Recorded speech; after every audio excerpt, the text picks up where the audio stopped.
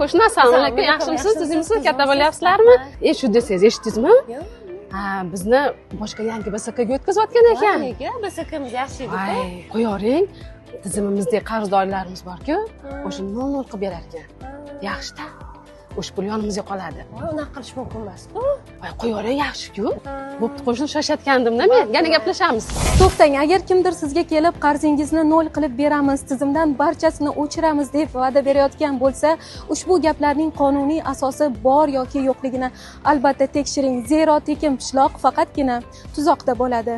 Ko'p kvartirali uydagi umumiy mulkni saqlash va unga xizmat ko'rsatish xarajatlari qonunchilikka muvofiq mulkdorlar tomonidan qoplanishi lozim. Shuning uchun boshqaruv tashkilotini almashtirish avvalgi davr uchun shakllangan qarzdorlikni bekor qilmaydi. Barcha hisob-kitoblar Mening uyim billing tizimida qayd etiladi va belgilangan tartibda aks ettirib boriladi. Agar xizmat sifati sizga ma'qul kelmasa, hisobot talab qiling. Bajarilgan ishlar bo'yicha aniq ma'lumot so'rang. Kamchiliklarni bartaraf etishni talab qiling. Zarur bo'lsagina boshqaruv tashkilotini almashtiring. Ammo bir narsani unutmang, boshqaruv tashkiloti o'zgarishi mumkin, lekin mavjud qarzdorliklar yo'qolib ketmaydi. Ko'p qavatli uyimiz bu bizning umumiy mulkimiz. Uning oldidagi mas'uliyat ham barchamiz uchun adolatli taqsimlanishi kerak.